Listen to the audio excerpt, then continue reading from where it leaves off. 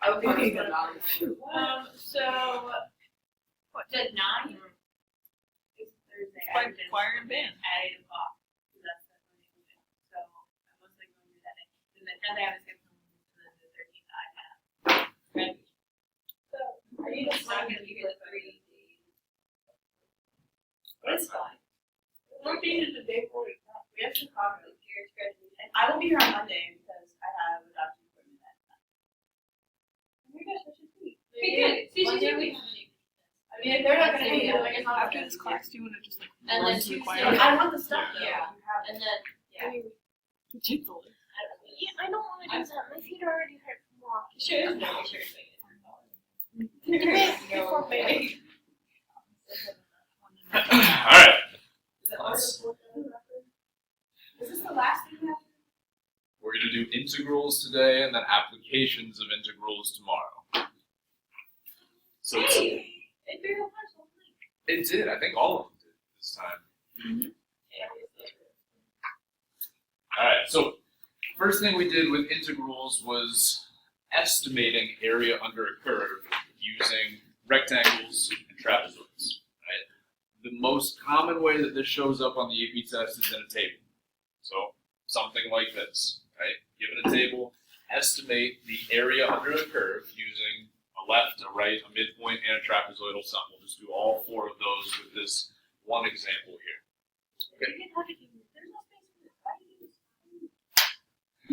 Well, I mean, I know I'm killing trees, but I'm trying to kill fewer trees. Already there. It's true. Alright, so if I want to estimate the area under this data using a left Riemann sum, okay, it tells me to use 6 subintervals, so that means I'm going to have 6 rectangles. To figure out the width of each rectangle, I just look at my intervals. So all of these are actually even intervals, they're all the same. Going from 0 to 20, 20 to 40, 40 to 60, every time the width of the rectangle will be 20. Okay, that's not always the case in a table. Okay, but in this one it is. So I need to figure out the area of each of these rectangles. So the first one would be a width of 20 and a height of, if I'm using my left approximation, the height will be 1.2. Okay, so we could picture for this, okay, but we don't necessarily have to draw a picture. Right? If you're more comfortable drawing a picture, you can absolutely do that. Mark this off. Okay, these would be our sub-intervals, and then for the first one, the height would be the y value at 0, so we're saying that height is 1.2. Okay, so that's a visual of what we're doing, but we don't, if you're comfortable, we don't have to sketch that out. Okay, so then my next interval is 20 to 40, so that width is 20. The height would be 2.8. Next one is 40 to 60. That height would be 4.0. Next one is 60 to 80. That height would be 4.7. 80 to 100. That one would be 5.1. The last one, 100 to 120. That one have a height of 5.2. Okay, so something like this would probably be on the calculator portion. I mean, there are plenty of these that could show up on the non-calculator portion, but they would only usually have maybe 3 entries in the table. It would be a fairly easy calculation to do by hand. Okay, but plug this into the calculator, what do we get? Calculator. You have a calculator right there. Oh, this one actually works. Is that like a surprise? Kind of. How many of your calculators don't work? Yeah, I think it is just down to that one. But don't work on that one. We just got these calculators last year. No? There's how these calculators to bring this. Yes, these have been around for quite some time. So you need to We buy have more. even newer ones than that we used in algebra too. Back in school. Yeah, there's some of the, we have two sets of the rechargeable ones. That they just purchased. I got one of yours. 460. Yeah, I think we should get 460. Alright, so to do a right Riemann sum, very similar idea, But you, except. No, go ahead. but you use the values to the right, you don't use 0. Right. So for this first interval between 0 and 20, my height would be 2.8. So setup's going to look pretty similar. Just have 20 times 2.8 plus 20 times 4.0 plus 20 times 4.7 plus 20 times 5.1, 20 times 5.2 plus 20 times 4.8.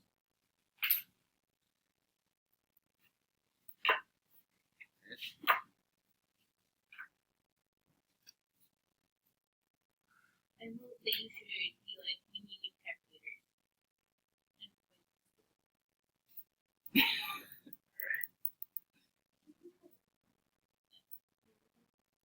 What's wrong with these calculators? If you say that some of them aren't working,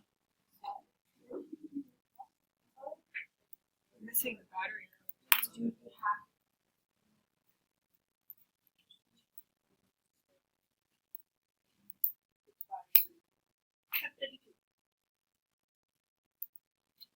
Alright, so then the next one, we want to use a midpoint sum with 3 subintervals.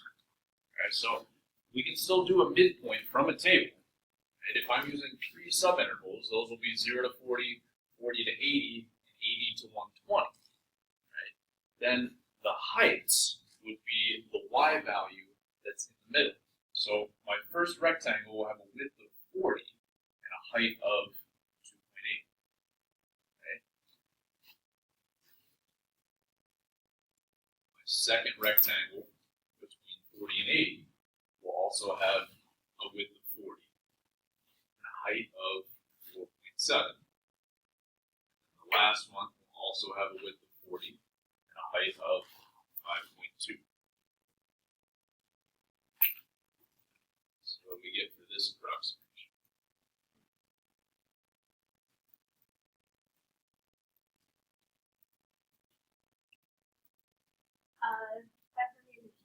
you mean 508. Hello. You said that right the first time. 508.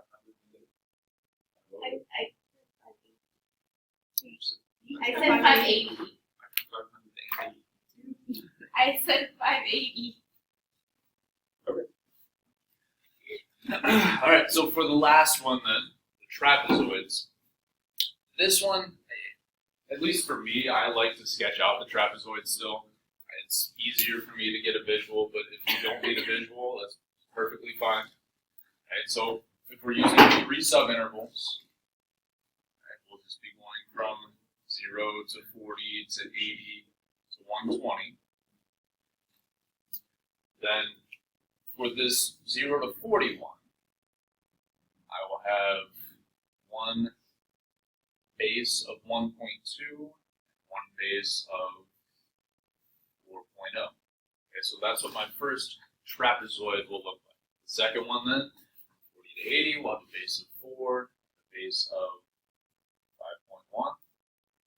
And then the last one, we'll go from 5.1 to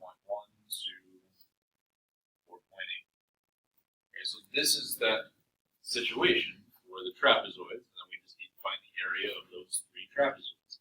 So the height, well, I guess first of all, area of a trapezoid is the height times base 1 plus base 2 over 2. And we need to know that. That needs to be memorized. So then to find the area of all 3 of these trapezoids, so the height is the distance between the bases, so that'll be 40, times base 1 plus base 2, so 1.2 plus 4 over 2. That would be the area of the first one. The second one would be 40 times 4 plus 5.1 over 2. And the last one, 40 times 5.1 plus 4.8 over 2.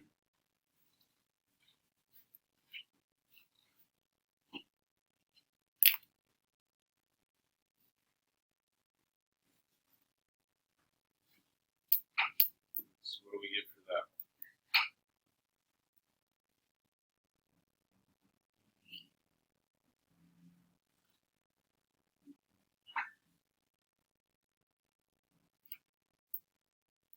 $480. 484.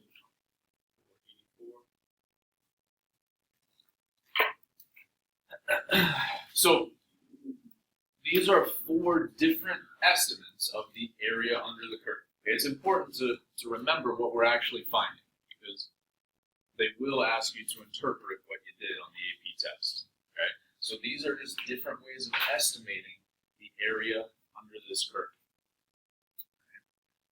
After we did estimates, then we talked about how to find exact area using antiderivatives. So all we're doing now is thinking backwards from taking derivatives. So over here on the right side is just a list of common antiderivatives. If you have your derivative rules memorized, these should be pretty straightforward. We know the derivative of a natural log is 1 over x. Therefore, the antiderivative of 1 over x is natural log of x. Okay? So if you have your derivative rules memorized, these shouldn't be very difficult. One of the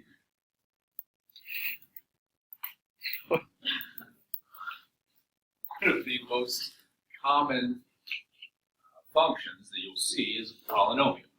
So to find the antiderivative of a polynomial, we add 1 to the exponent, and take the old coefficient over the new exponent. We can do that piece by piece if I want to take the antiderivative of something like this.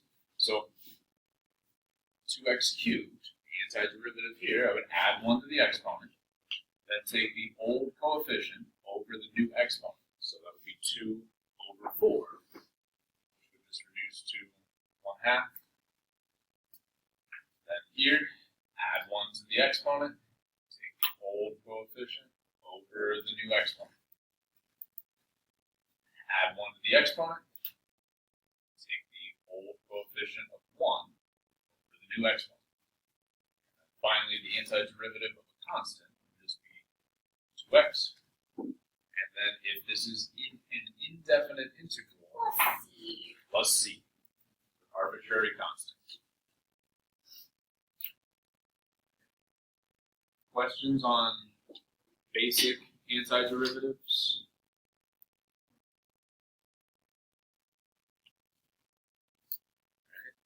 Then the next idea we got into was the fundamental theorem of calculus. So 2 parts to this. First part is basically just showing that a derivative and an antiderivative, or a derivative and an integral, are inverse functions of each other. Okay, so we looked at, if we take the derivative of an integral, we just end up with that function. But then we looked at a more general form of that idea and said, well, if we get some function up here instead of just x, right? If I want to take the derivative of an integral where my upper bound is some function, all I do then is plug that function into my integrand and then multiply by the derivative of that upper bound. For example, if I'm taking the derivative of this integral, all I'm doing is taking my upper bound and plugging it in everywhere I see that variable, and then multiplying that whole thing by this derivative. So this would look like 4x squared minus 2 times 4x minus 3, then times all of that times the derivative of this bound, so times 4. Oh yeah, sorry. That should be a plus.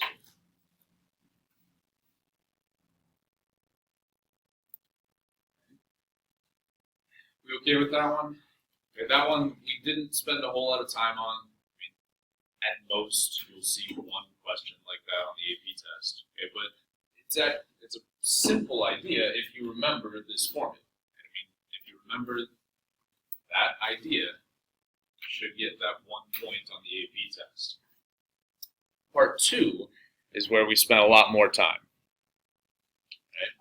This is our nice way of finding area under any curve. So part 2 just says, if I take the antiderivative of some function and plug in my bounds, b minus f of a, that gives me the area under the curve. So, simple example, if I want to take the antiderivative of this function, I would have x cubed, an old coefficient over new exponent, 3 over 3 would just be 1 x cubed, and then the antiderivative of 1 would be x. So I'm evaluating this from 1 to 3. Remember our notation. Okay, after we take the antiderivative, we no longer have our integral symbol. Just draw a straight line after our antiderivative to show what values we're going to plug in. So then we plug in our upper bound first. So I'll have 3 cubed plus 3 minus 1 cubed plus 1. So 27 plus 3 is 30, minus 1 plus 1 is 2. 28. So the area under 3x squared plus 1 from x equals 1 to x equals 3 is 28. You okay with that? Alright, so now we're going to kind of combine using the fundamental theorem of calculus here with u substitution in this problem. Alright, so we get the velocity. So velocity is like the first derivative. Right? Velocity of a particle moving along the x-axis is given by sine of 2t. The particle is at x equals 4 when t equals 0. That's an initial condition. Okay? We're given the position at t equals 0. We want to then find the position of the particle when t equals pi over 2. Okay? So there are actually a couple of ways to do this problem, but I'm going to do it using the fundamental theorem of calculus. So my two t values here are 0 and pi over 2, and those are the x values. So my integral is going to be from 0 to pi over 2. And I'm integrating my velocity function. If I integrate velocity, I will get position. So if I integrate this, right, I can call it, we use S most often for position function, right? Sometimes on the AP test, they'll call it X of t or S of t. Those are the two common ways to denote position function. So thinking about fundamental theorem of calculus, we would just say this is the position of pi over 2 minus the position at 0. Okay? Well, I know the position at 0. I know that this value is 4, and I can solve this integral. So I can get values for these two things. Then I can say s of pi over 2 equals whatever we get. So let's take this antiderivative. Okay, well, technically this would be a u substitution problem. Okay, if I've got a 2t on the inside there, we want to think about u substitution. So I'm going to come off to the side here. My u would just be 2t. My du then would be 2 dt. But I just want it to be 1, right? There's no coefficient that we see, so I just want this value to be 1. So I would need to multiply both sides of this by 1/2. So we get 1/2 du equals 1 dt. Now, if we're doing a definite integral, it's going to be a lot easier if we go ahead and change our bounds here as well. So to change our bounds, what we're doing is plugging each of the two bounds into u. So u of 0 will be 2 times 0, that'll still be 0. U of pi over 2 will be 2 times pi over 2. That'll be pi. So I can rewrite this integral as the integral from 0 to pi of sine of u times 1/2 du.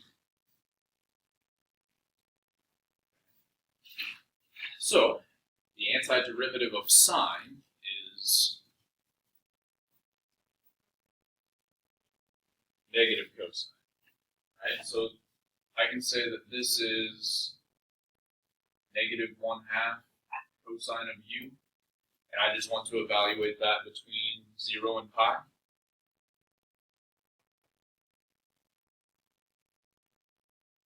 So, we got negative 1/2 times cosine of pi minus cosine of 0. What's cosine of pi?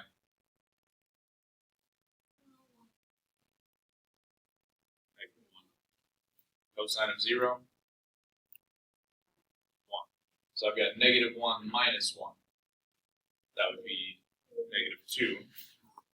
Right, so negative 1/2 times negative 2 gets me positive 1. Right, so what we just evaluated was this, right? This is equal to 1. So I'm going to rewrite this down here. So we can say 1 is equal to s of pi over 2 minus s of 0. Well, we know that s of 0 is 4. Add 4 over, and we get that our position at pi over 2 is 5.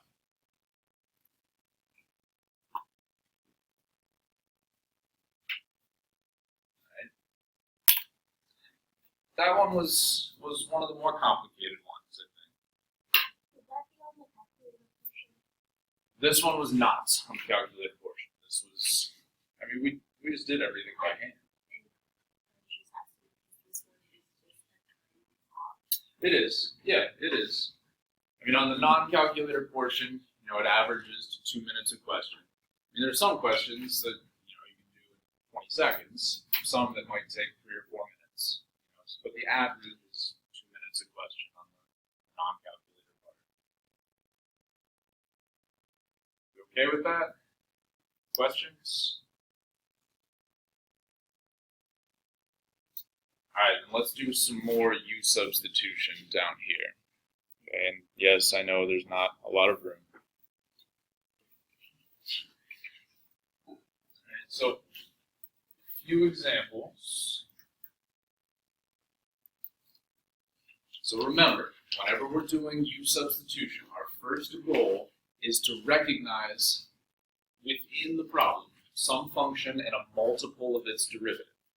Okay, some function and a multiple of its derivative. So in this first one, can we recognize some function and a multiple of its derivative? So what should my u be? X squared plus 6. Then du would be 2x dx, right? Right, but I just want it to be 1x, so I need to multiply both sides by 1/2. Get 1/2 du equals x dx. Now we can do our u substitution. So when I do that, I'm going to have my u is on the bottom of this fraction, right? And then my du is on top. So I end up with 1/2 times du over u. Right. Okay, this is the one that is a little different, but it's important to recognize whenever we just have du over u, the antiderivative of that is natural log. So here, antiderivative would just be 1/2 times the natural log. And remember, we want to use absolute value. Okay, So absolute value of u plus c. So then we can plug our u back in. Just say this is 1/2 times the natural log of x squared plus 6. Right, in this case, technically we don't need the absolute value bars because no matter what, x squared plus 6 will be positive. Right? You okay with that one? Alright, let's do the next one here. Erase this so I have a little more room. So I've got 4x times the sine of x squared. What should my u be? X squared. And my du would be 2x dx. Right. And I want it to be 4x, so I need to multiply both sides by 2. So 2 du equals 4x dx. Now I can do my u substitution. So if I do that, I will end up with sine of u times 2 du. I have a question. Does that matter? Because I always have to do for my like technically end up doing that. Technically, no, that doesn't matter because it's just you're multiplying those two things together, so it doesn't order multiplication doesn't matter. I was just asking. Because I always end up doing it like that. I've never seen anybody else do it like that, but technically it doesn't matter. Alright, so what's the antiderivative of sine? Negative cosine. Negative 2 cosine of u plus c. And we can plug our u back in. Get negative 2 cosine of x squared plus c. Okay with that one? Alright, now the last one here is a little bit trickier. Okay, and this is also a definite integral, so we'll practice rewriting our bounds on this one as well. We've got the integral from 0 to pi over 2. Oh yeah, on your papers it has just pi. Change the upper bound to pi over 2. So 0 to pi over 2 of sine cubed of 3x times the cosine of 3x. What should my u be on this one? Not sine cubed of 3x, just sine of 3x. Because the derivative of sine is cosine. Right? The derivative of sine cubed is not just cosine. So we would want to make our u sine of 3x here. Then my du would be cosine of 3x times 3, right? Chain rule here, so times the derivative of the inside, dx. But I just want it to be 1 cosine of 3x dx, right? So I would need to multiply both sides by 1/3. So we would end up with 1/3 du equals cosine of 3x dx.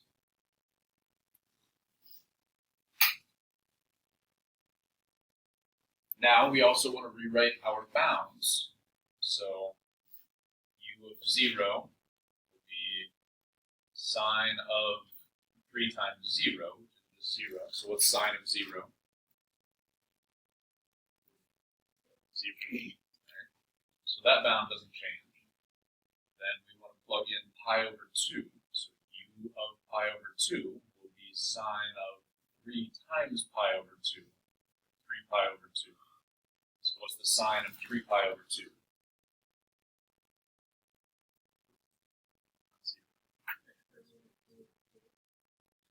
No, Where's 3 pi over 2? it's the Negative.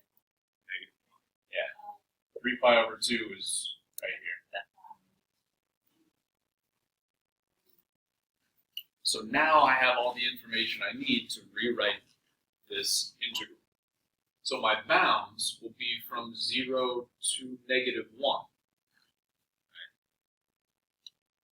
And I will then have, so I had sine cubed. That means this will be u cubed times 1/3 u. What's up? Right. So you could flip this and pull a negative sign out front, but you don't actually have to in this case. It'll work out to be the negative answer if you just integrate it like you normally would. So what's the antiderivative of u cubed? 1/4. 1/4 u to the 4th, right? And then still times that 1/3. And I'm just evaluating this from 0 to -1. So I'm just plugging -1 in first. So I'll go ahead and multiply the 1/3 and the 1/4. Minus 1/12 times 0 to the 4th. So -1 to the 4th power would be +1. So I just end up with 1/12 minus 0.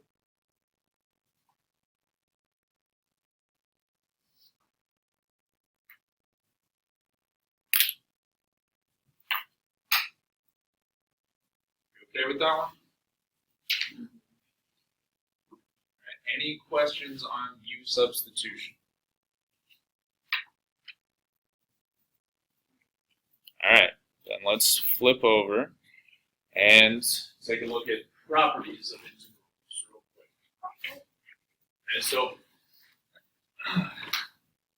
some of the basic properties that we've looked at, like Nicole just mentioned, if my bounds are backwards, right?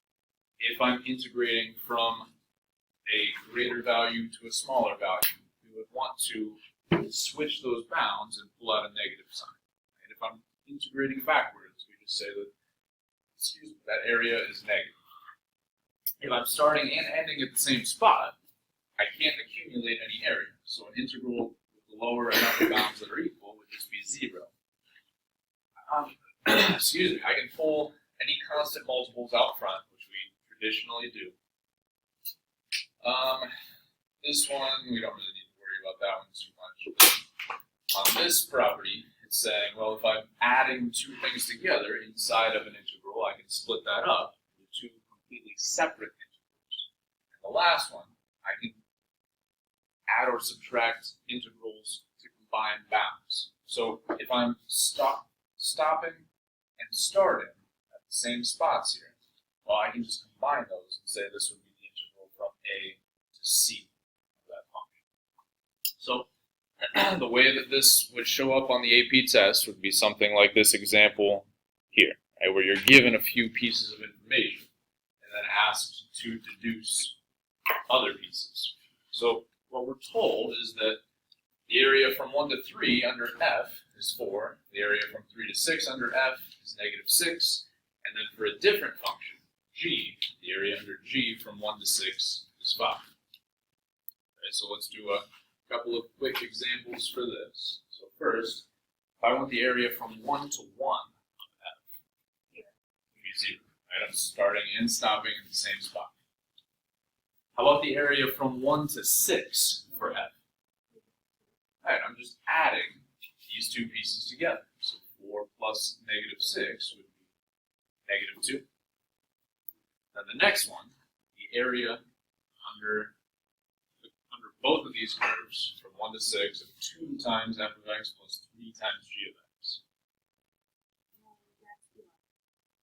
So, yeah, we already found the area of f, so that would be 2 times -2 plus 3 times, we know the area under g from 1 to 6 is 5.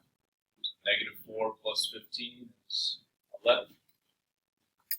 And then the last one here, the area from 6 to 1 of 2 times f of x.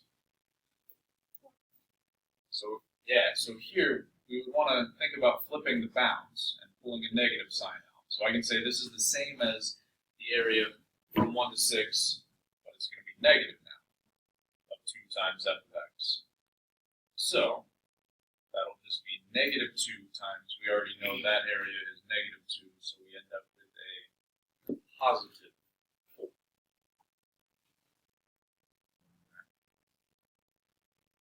Good on that?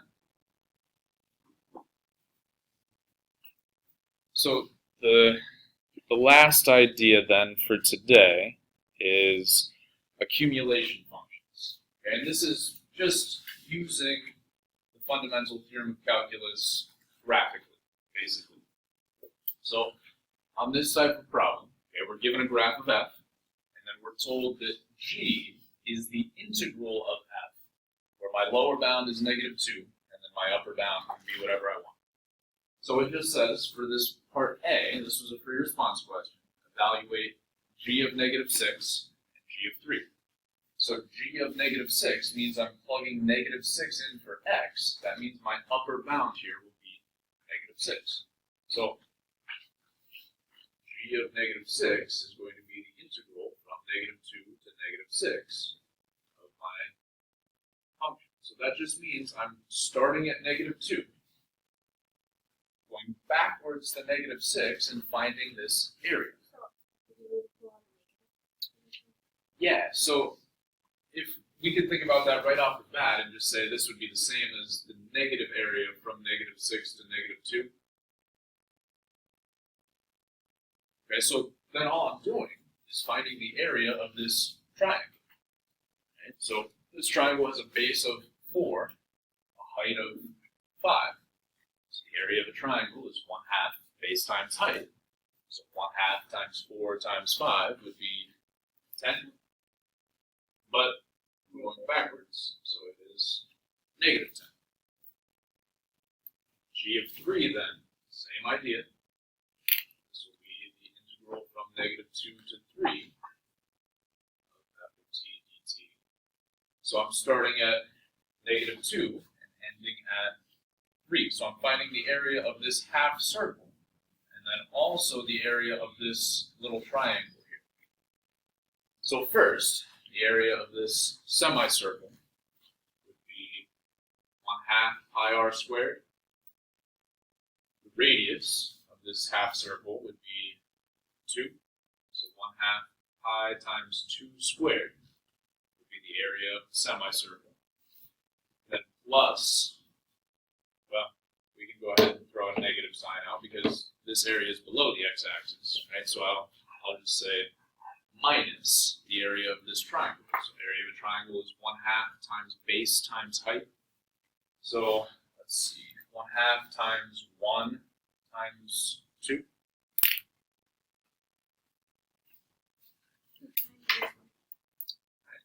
So if this were a free response, you just leave it like that, right? Don't try to simplify. Once you have all numbers, leave it like that. But if this were a multiple choice, we could simplify this to just be 2 pi minus 1. Okay.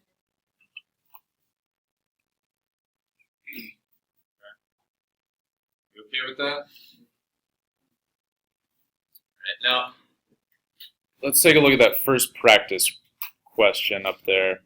Okay, this is a very similar idea to the accumulation function.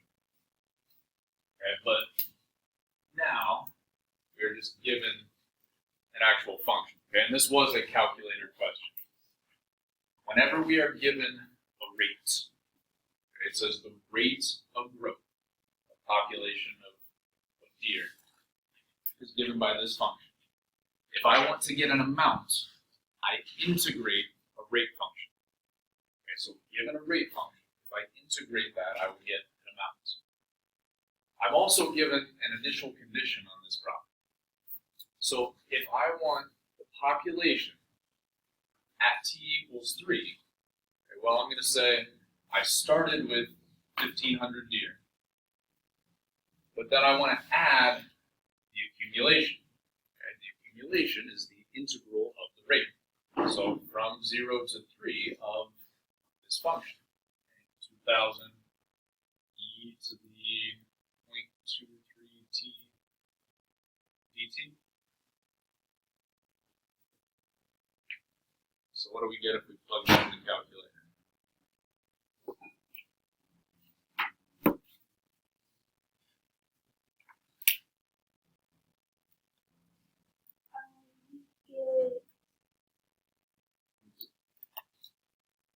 If that's a comma, dot. That is a comma, yes. Okay, so there are a few problems like this that I put on this set of multiple choice questions as well. Okay, this is just an accumulation problem.